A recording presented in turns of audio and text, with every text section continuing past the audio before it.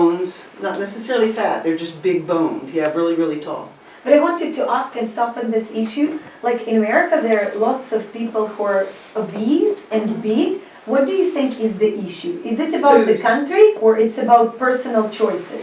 It's about the food. Unfortunately, in America, we have the organization that controls our food is also the organization that controls our medication. And they're together, which is not good. Yeah. It's all about business. And a lot of our food is processed food. It has corn syrup in it because it's very, very cheap. And so it makes the food very addictive. You can feel like you have to eat more and more, and it's not healthy food. Understand? I eat healthier here. Yeah, I mean, I grow all of my own animals. I grow all of my own meat, vegetables, and I'm much healthier here. So when I was there was a couple times I went out to eat, and I was just like, I didn't feel good afterwards. But I think that's really the biggest problem in America is that people are told, yes, this is good food. You know, it's organic, whatever. But the same people who want to give them the medication are the ones that are saying that.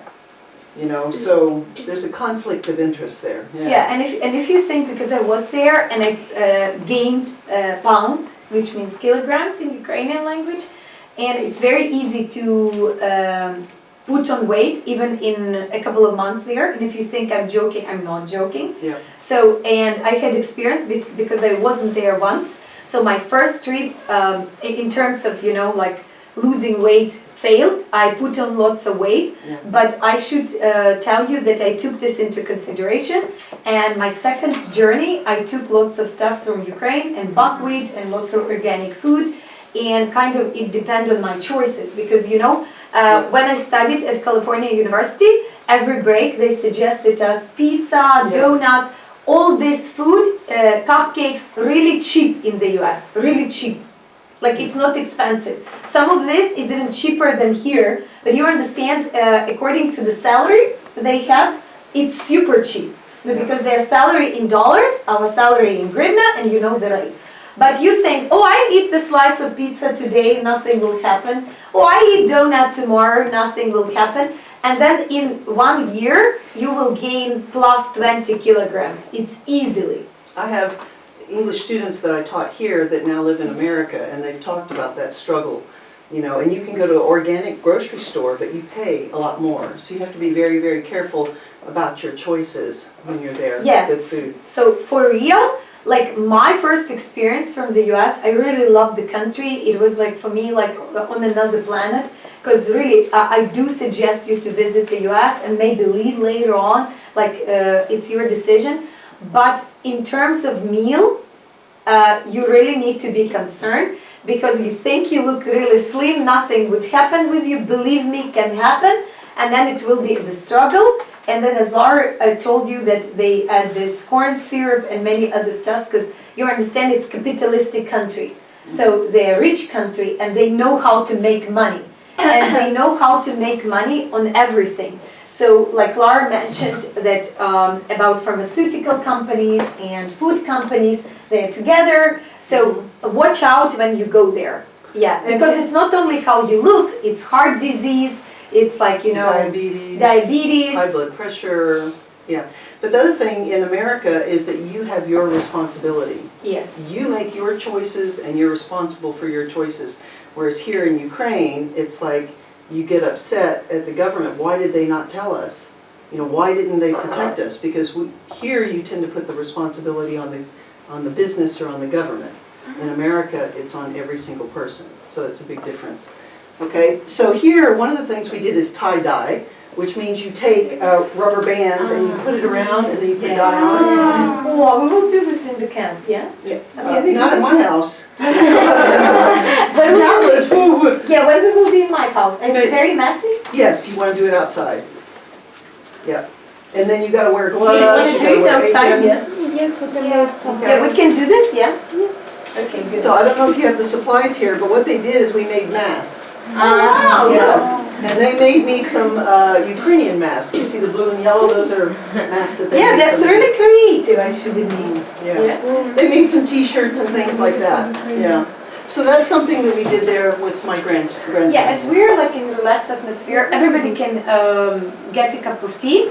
and who won't have enough, I will bring more cups. So I want these cups to be taken away by you right now. I told this in passive voice. So an American would say, take your cup, please. We don't use passive voice. Very rarely. Yeah, you take, and then I will calculate how many more cups we need, and I'll give you. So when does this class end? No, that's not a good time. When will this class end? It's 3:42 right now. 3:42. Yeah, I think quarter past. Yes, but you can skip a lot. Yeah, we will give them time for questions. Well, I kind of wanted to get to my sisters with the pajama. Oh, yeah. Okay, who didn't have tea? Georgie, I told you don't trust your table, trust only to yourself like Americans do. Yeah, hold the cup. Okay, Max, would you like some tea? No? Ulla, it can fall. Okay, while you guys get your tea, let me tell you. So this is only you don't want? we're modeling our masks. Who didn't have a chance to have a cup of tea, to grab a cup of tea? No? Everybody did? Yes? Oh, we have one extra, right? Dash, you don't want? Okay. Two more. So then what I did is I got on another plane and I flew to Dallas-Fort Worth. And I went to a place called Plano, which is north of there. I had to drive for about an hour. And I actually met some Ukrainians, Yaroslav and Max, and we went to a specific business about having chaplains, kapelans, in businesses. And so we had a meeting, and I actually worked for them here in Ukraine. And then from there, I went to Arlington, which was about an hour and a half later. And I met my aunt there, and this is where she lived, and I thought that I'd give you an idea of what the buildings look like. And this is where I was a firefighter in the town of Pantego. So she was fire engine, right? So she and I went to go to the fire station, and I got to talk to the firefighters there. And I said, I'm Laura, I'm the first female firefighter, and they're like, oh! Because when I was a firefighter, women were not firefighters, so it was very, very rare. So I got to talk to some of the firefighters there. And you understand, kids, what is firefighter? Yeah. And this fire truck is new. It was your first job? It was my first what? Job. Job? No, it wasn't my first job. It was probably my fourth or fifth job. And what was your first job? My very first job was babysitting. Yeah. Oh, can I talk about this as well? And then You talked last time about it. I was in the Army, and then I was a secretary for a while, then I was a police officer before I was a firefighter. Yeah, and I did armed security, like at a bank, but I worked as a bank teller for a short period too. Yeah, I mean, it's also the concern and some obstacles with which you can meet in the US and differences. Like at the age of 16, you can be hired for the job, right? Mm-hmm. Yes. Most of my daughters were working by 16. Yeah. So in Ukraine, we are more into maybe theoretical, rules, knowledge. In America, they start, and not only in the U.S. We not necessarily talk about the U.S., but it's okay if teenagers. Or, maybe not teenagers, but young people at the age of 16 start working or looking for a part-time job, and they try to depend on themselves and not claiming money from parents, because in this way you are more independent, you're having pocket money, and you gain and you have more freedom, Independence, and you have knowledge, practical knowledge. You will ask me, Julia, are you serious? What kind of knowledge can you get from babysitting or from working at McDonald's? I will tell you, these are practical skills of communication. You learn from early ages how to communicate, how to handle critical situations, how to manage stress. Because if you don't work and you study at the university and your life is smooth and parents just pay for your education for achieving a degree, you just go to the university, come back from your university, have a nap, do your homework, and come back to the university. But you don't learn from life. You don't have life skills. Our life can be challenging after the university. You can face with lots of obstacles. You can face with people. You can face with obstacles in communication. So in the US, they start working at the early age. I don't try to hint you, okay, don't study, go to McDonald's, work as a manager, work in Silpo as the cashier, and then you will be professor in 5 years. No, I'm just trying to tell you that this can give you more pocket money, independence for paying, maybe for your second degree, maybe for organizing some other courses so you can earn your money and be independent, you know. Sometimes you can give leaflets on the street, and you can also learn from this because you know the reaction of people. You need, whether you like it or not, you need to be a psychologist. You need to learn like from how people are dressed or how people are walking and what is on their mind. Will they take this leaflet and start like, you know, beating you and say, you out of your mind, get out with your leaflets? Or you will see that this woman is not hysterical, she's kind-hearted, and you know, you also learn from this. That we are gathered together today, you also learn from this, even if you are silent, because communication, it's one of the important ways to improve your confidence, to improve your competence, and to grow, because your brain develops, you know, when you travel and you are at the airport and you start talking to strangers, your brain develops. When you travel and you meet other people from different countries and you speak English with these people, because you cannot like, you know, on gestures, because in every country, gestures have different meanings. So if you will show this finger in some countries, it can be good. Well, and here, people point with the middle finger, they push the glasses up with the middle finger, and it's still, I have to tell myself this is Ukraine and not America. It's extremely offensive.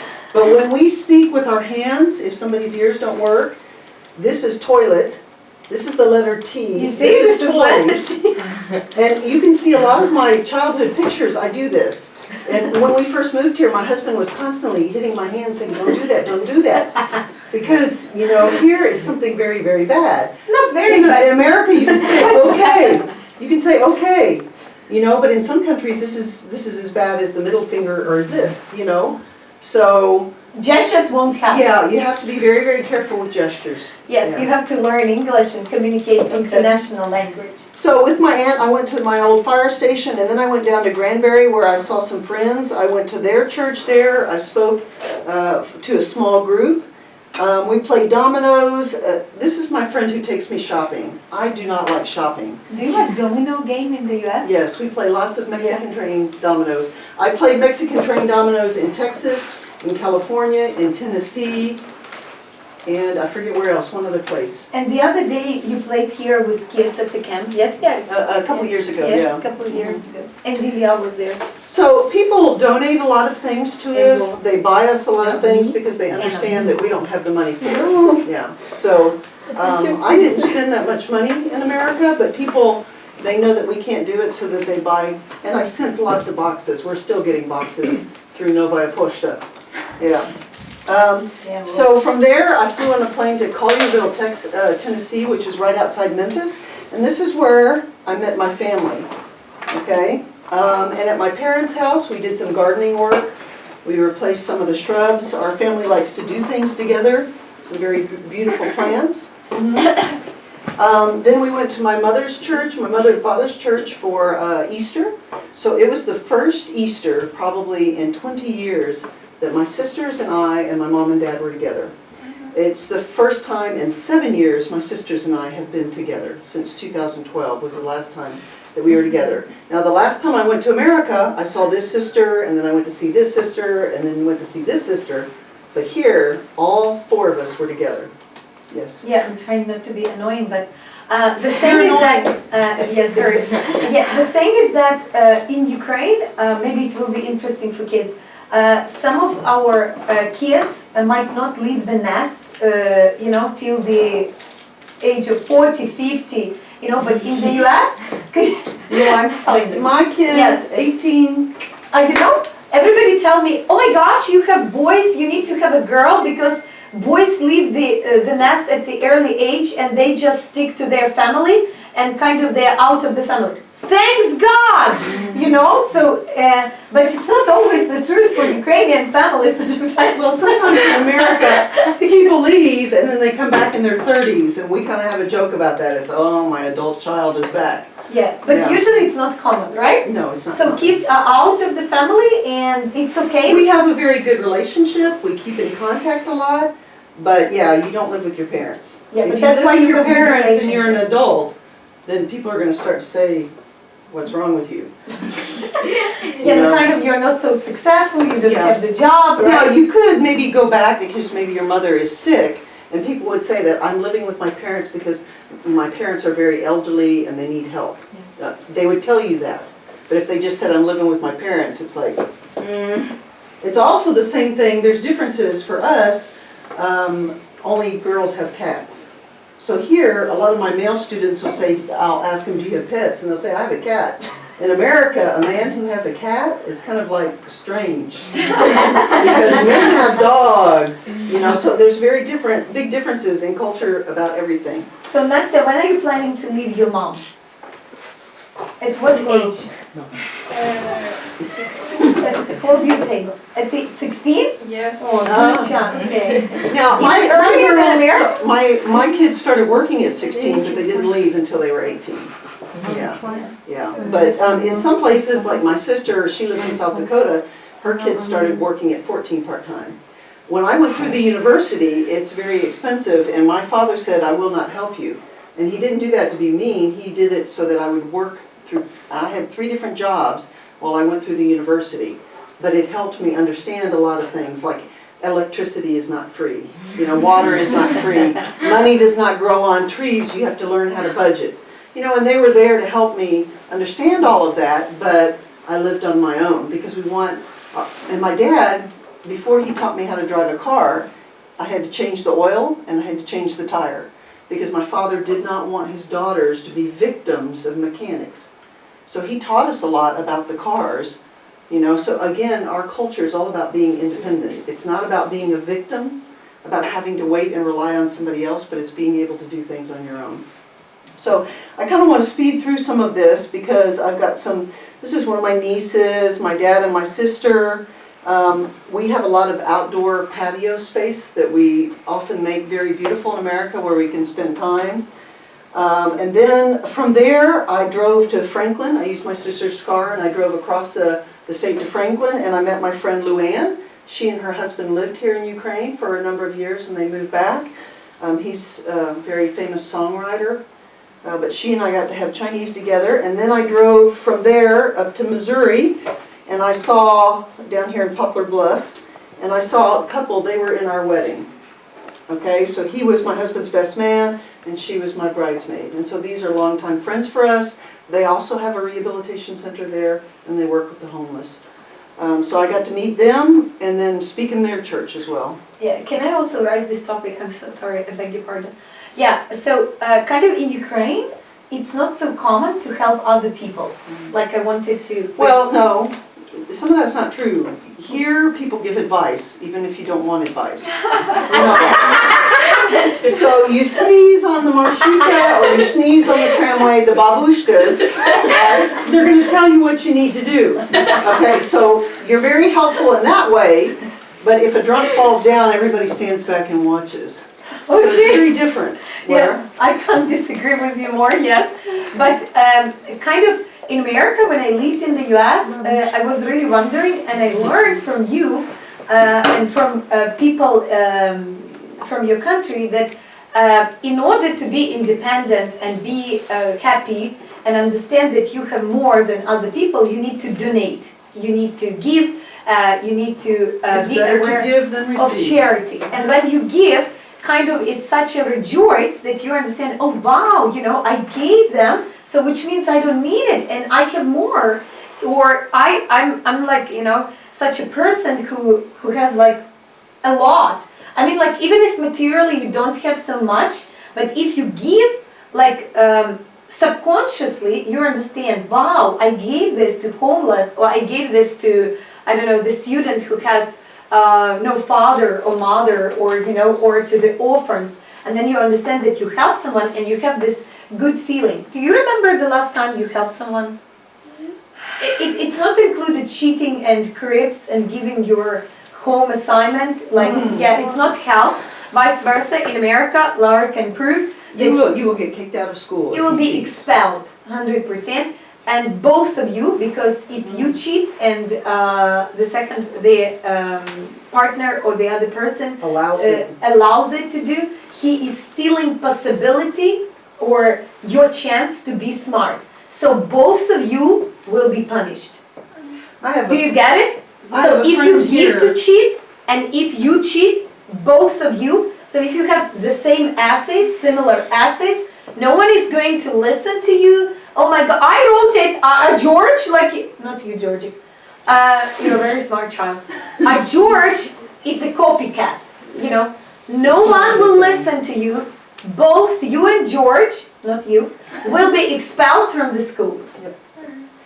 Without... I have a friend here who sent their oldest daughter back to America because my friend's American, sent her oldest daughter back to America for a year to just be in the school there, and within the first week, she was taking a test and she looked over like this and they were going to expel her from school. And so they had to teach her that there in American culture, it is not accepted. If you go to a university and you plagiarize, you steal somebody else's work or you copy, you will be kicked out of that university and other universities will not let you in. By the way, it's a very big thing in It's America. very important. So if you cheat once, all results, information would be transferred, given to the other universities, and you will be in trouble. It affects your job as well. So if you cheat at a job and you go to the next job, that job will call back and verify you what kind of employee you were. Yeah. Woman never cheats. You. Never cheats. And in my English classes, he never cheats. Never. Okay, I want to get on. So I then went to Kentucky and I saw some friends. Michelle and Yura Panchuk, who we met here. Yura is Ukrainian, Michelle is American, and their daughter Miroslava. Okay, and then from there I went back to Collierville and I spoke in my sister's church, and they support us here, and all of them are waving at you. Okay, and then we had my father's birthday. My father turned 80 years old, and he was in the Army like I was. He jumped out of a plane like I did when I was in the Army. And so for his 80th birthday, he wanted to jump out of a plane. And so that was our plan, to jump out of a plane. So here, some of the decorations are parachutists, right? But and then I gave him a Ukrainian gift I took there.